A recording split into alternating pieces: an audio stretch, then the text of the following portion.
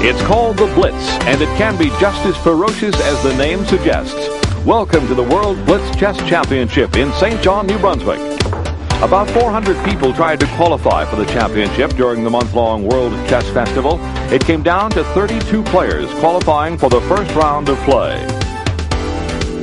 The lineup for the first round includes the world champion, Garry Kasparov, the man he defeated for that title, Anatoly Karpov, the former world champion, Mikhail Tal, U.S. Grandmaster, Yasser Sarouan, and the Canadian Grandmaster, Kevin Spraggett. The people to watch, Maxim Delugi and Kirill Georgiev. In the first round of play, it's the best of 4 games with a sudden death playoff in case of a draw. For the first and second round, we'll show you the overall standings and who progresses. In the quarter and semifinals, we'll show you highlights of the games with play-by-play from analysts Raymond Keane and Yasser Sarouan. We'll be right back with the World Blitz Chess Championship. Let's, first of all, establish the ground rules. There are different rules for Blitz chess as opposed to chess. Right, tournament chess. Tournament chess. What's the most significant difference? The most significant differences between Blitz and tournament chess revolve around the clock. In Blitz chess, I get 5 minutes for the entire game, as you get 5 minutes for the entire game. We don't record the moves. After all, the game moves are fast. Going instantaneously. As my flag begins to rise, it becomes increasingly obvious that I'm in time pressure. During these periods of time, things are flying and anything can happen. I could have a winning position and suddenly it rebounds against me. I blunder terribly under the threat of time forfeiture. When my flag falls, I lose the game. In tournament chess, regardless of the position, I lose. But in Blitz chess, my opponent must be able to demonstrate that he has enough material, enough force left on the board that he could give me checkmate. So in other words, if I'm able to wipe out my opponent's entire army, then I don't lose on time. The game would be a draw. Day 2, the quarterfinal. It's Vaganian against Wilder. Tal meets Yusupov. Kasparov is playing Georgiev, and Elvest is playing Chernian. Again, it's the best of 4 games. The first match is played, Tal and Yusupov, and Vaganian and Wilder. What's going on here? There's some breakthrough occurring. Oh, hang on, has he queened the pawn? Yes, he has. Michael. Yes, he's blundered. Yes. Vaganian is easily winning now. Playing with both hands there. Yes, he's won a bishop.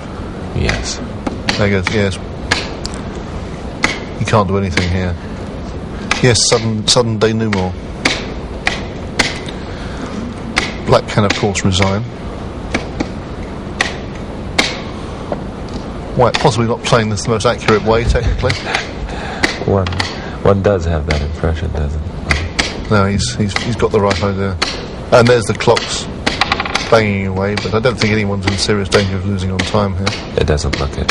Looks like Vaganian, in fact, will win quite easily at this point. Yes, and the black pawn on A2 isn't really going anywhere. The only problem here is that somebody might would stay at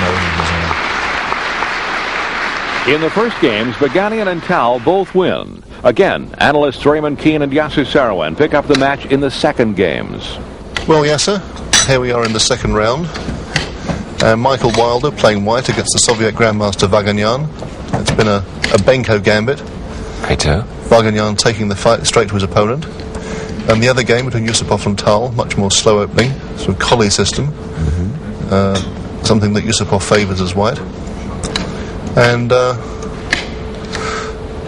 Wilder and Vaganian moving at a great rate and banging the opening out. Do you know this opening at all? Yes, this is actually the young lions in the United States. They play the Benko gambit quite frequently amongst themselves. Wilder is a great expert in this variation, and I suspect that Vaganian, unbeknownst to himself, has made a very poor choice. Michael has simply accepted the gambit pawn and is now seeking to get a positional grip as well. He's trying to blow black's position up, actually, isn't he? I mean, white's first of all a pawn up, but that perhaps isn't the most important thing in the position. what's important is that white's trying to blast black to shreds on the king side in this position. Yes. He has a small problem here with his pawn on e4. I'm not so sure that Michael's last move, bishop g5, was the most Queen h4 is good, because crisp. he defends the pawn sideways. He threatens bishop e7, which causes all sorts of difficult problems. And it almost wins black's knight, it almost wins black's rook. And if the rook goes up the f-file, it almost wins black's queen after bishop d8. Yes. A whole series of problems. And also, he's got ideas like knight from e2 to f4 and bishop h6. So he could be on the point of unleashing a terrible storm right around the black king. Yes. You know Wilder well, he's an American. Where does he come from? He hails from New York City. He's a Yale graduate, one of the youngest American master ever. In fact, he eclipsed Bobby Fischer's record and has always held tremendous promise in the U.S. We really have great respect and admiration for Michael's ability. Unfortunately, it appears as if he's going to be making a career in law. Let's switch to Yusupov Tal. This has become more exciting now. It's opened up. Yusupov has been offering a sacrifice of a knight on g5 for some time. Yes. And Tal very reluctant to take it. This is very standard Yusupov play. I've seen him just simply crush an enormous number of very strong grandmasters with this very slow build-up. Yusupov's taken back on f4 with the rook. Black knight's gone to e5, blocking the diagonal, and white's moved the other rook over to the f-file. So he has a mighty concentration of force around the black king. Yes. A mighty concentration of force. This is a disaster for white. The rook's attacking g2 and b2. Yusupov's completely lost his nerve. The position swung around completely in the last couple of moves. This is a disaster. You see that, yes? So the bishop on b2's attacked. Absolutely. Pawn on g2's attacked. That's the problem. The bishop on b2 I can live without. The pawn on g2 I cannot. And this is desperation, knight e4. Absolute desperation. Rook take bishop, knight check. Tal's not going to be bamboozled by this. Well, let's see. Bishop f6, queen g6. He just moves the king. He's moved the king. And now he's threatening rook takes g2 check again. Yes. Apart from the fact that he's a rook up. And this is absolute desperation, just trying to block the diagonal. Yes. This game is over as well. Bishop takes, of course, knight takes, queen up. Now black is a rook ahead. And a rook on the 7th. With Tal having 37 seconds to 27 seconds. Yes. Yes. Whoops. Check, back. Bishop e5 resigns. check. Yes. Resigns. So, there were two players leading 2-0. Vaganyan is blanking Wilder, and Tal is blanking Yusupov. Yes. And each player now needs another half point to clinch these first two quarter-final matches. Going into the third game, Tal and Vaganyan only need to draw to ensure their immediate qualification to the semifinals. So far, the Wilder-Vaganyan match has been an extremely one-sided affair. I hope that Michael makes it. It's very hard to play when you've lost the first two games. Yes. Vaganyan is clearly playing with a certain élan. Well, he hasn't taken.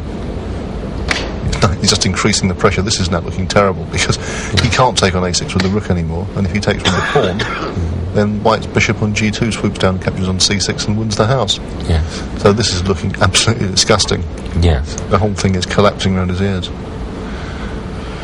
So with that game soon to be over, I see that Tal Yusupov is heading more and more towards Tal's favour. Yes, he has the advantage everywhere.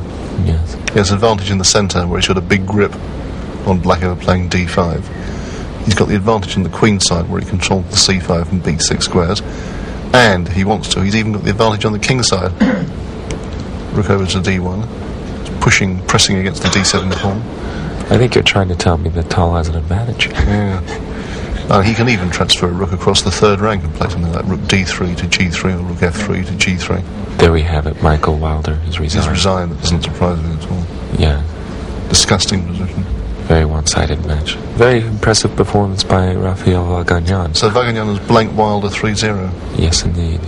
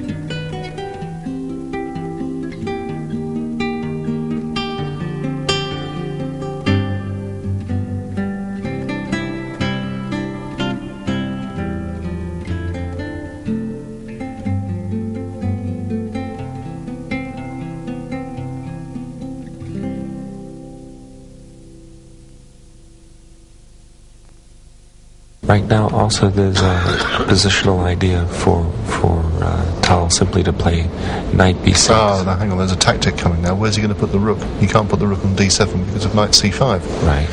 And if he allows bishop c7, he loses the d pawn, so he must play rook c8. And now bishop a7. Oh dear. Rook a8 forced. Bishop back to e3, threatening knight b6. I might have tried bishop f2, much Yes, as you I thought- suggested, gaining a tempo over a line you had recommended. Bishop takes, rook takes. That d pawn looks like it could run home, Knight c5 attacking the bishop. and threatening knight d7. Yes. Oh dear, oh dear, oh dear, oh dear. He's touched his queen. Queen must play queen g5. Now it's over, absolutely over. And Knight takes b7. There goes a piece. Oops. This must be resigned very soon by black. Yes, and with no time to boot, 27, Yes. 26 seconds. E pawn the last hope, but it's not going to go anywhere. It's gone. So, I do believe that Yusupov is blank 3-0 as well. Yes, this is it. Tal just mopping up now. Well, on paper, these matches were certainly not as one-sided as they've suddenly become. Playing with the wrists here, not just the brain. Yes. Moves instantaneously. 9 seconds left for Yusupov, 1:26 for Tal. Check. Pawn queening. What is Yusupov hoping for? Rook and a knight down. Tal just giving back the knight to make things simpler. Yes. Over. 3-0 to Mikhail Tal. Very Fantastic impressive. performance.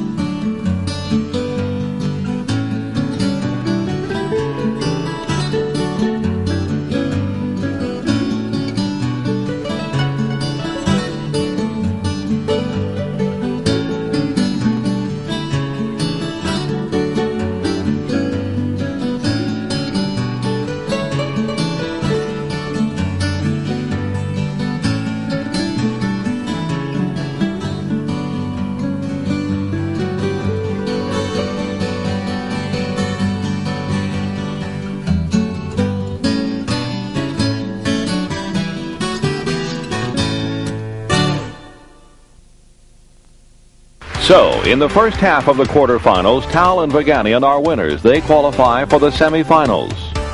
Some of the favorites in the Blitz tournament were knocked out in earlier rounds. The U.S. Grandmaster Yasser Sarouan, who supports tournament play of this usually recreational fast-paced chess, was the first to be defeated. It was a devastating blow for Sarouan.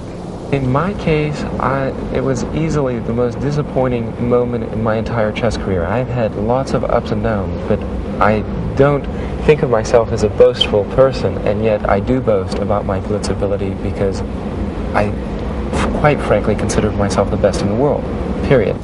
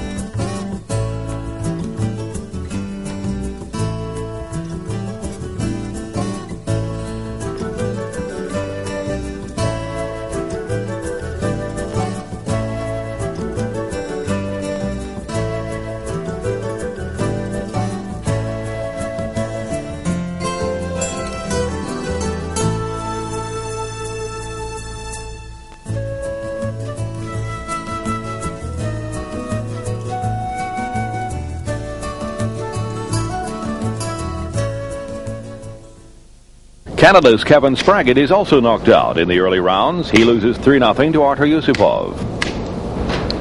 It was only 3 games. We were both playing bad. I could tell that he was visibly nervous, but he made big blunders, but I made bigger blunders.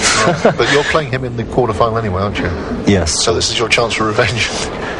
Yes. Well, I'd like him the match to be 1-1, but he's such a nice guy that I don't mind at all losing to him.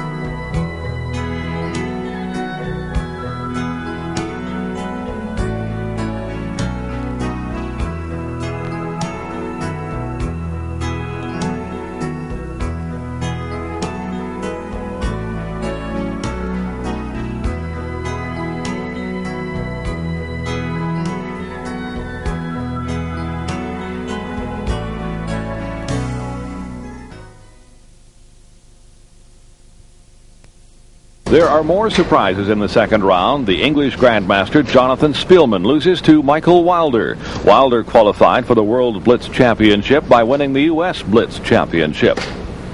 In the four-game series, it's tied 1.5 to 1.5. Wilder goes on to win it, 2.5 to 1.5.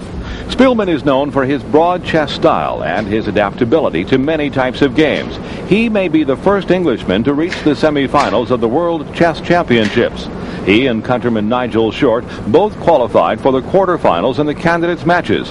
They'll be playing each other when the candidates meet again. This guarantees an English presence in the semifinals.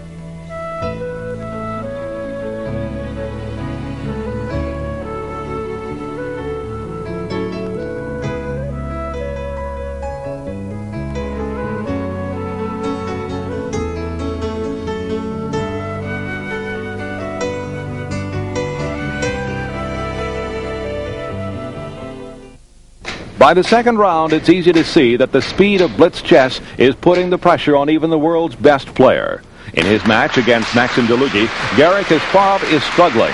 Delugi manages to keep drawing game, forcing Kasparov into 2 sudden-death playoffs. Yeah, so in this first game against him, you didn't just beat him, you completely creamed him. What did you think of the opening? First of all, I was surprised a little bit by the opening, but then I surprised him on move 3, and he sank into thought for maybe half a minute, which is very unusual for him in the opening, especially in the Blitz game. So you were ahead on the clock right from the start, is that right? Yeah, I was about a minute ahead all the way through. It was a very complicated game until a point, although I was pressing all the way through.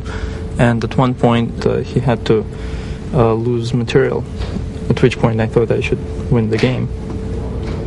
but from that moment on, it took a lot of good technique and kind of steady nerves. Although it was a struggle and Dlugi put up a good fight, Kasparov manages to win the 6-game match 3.5 to 2.5, and he goes on to the Blitz quarterfinals.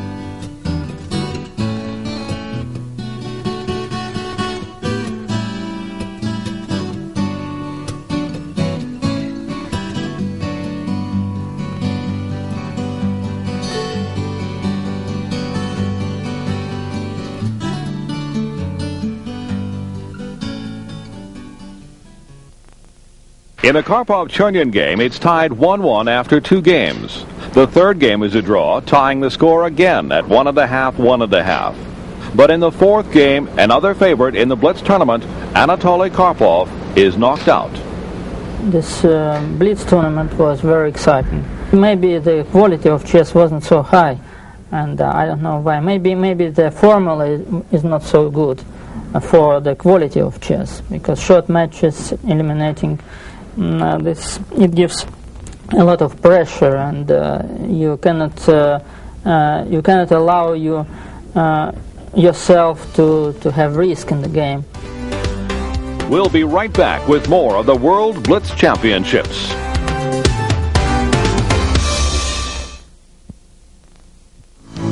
The World Blitz Championship is being held in conjunction with the month-long World Chess Festival in St. John, New Brunswick. St. John, nicknamed the greatest little city in the East, is famous for its hospitality. The city has a deep sense of history. With the arrival of the United Empire Loyalists in 1783, St. John's shipbuilding and manufacturing soon flourished. Today, it is a major industrial center in Atlantic Canada and a leading international port. St. John is situated on the Bay of Fundy, on Canada's east coast, 700 miles north of New York City. The Bay of Fundy has the highest tides in the world. As the tides rise above the level of the St. John River, they create the world-famous reversing falls. The province of New Brunswick is rich in natural resources. Over the years, it has developed industries like fishing and forestry. And exploring outside the city, tourists can visit small fishing villages like St. Andrews by the Sea. A small group of chess players from New Brunswick came up with the idea of the World Chess Festival, the first event of its kind where all the candidates in the playoffs for the World Championship meet and play in the same city at the same time.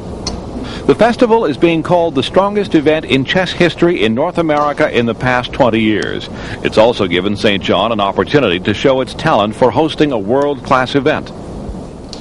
The fast-paced Blitz Championship is being held in the final 2 days of the World Chess Festival. It's drawing large crowds. Even with the favorites like Sarawan and Karpov out of the running, between 500 and 700 people are in Market Square Convention Center to see who will win the $50,000 first prize.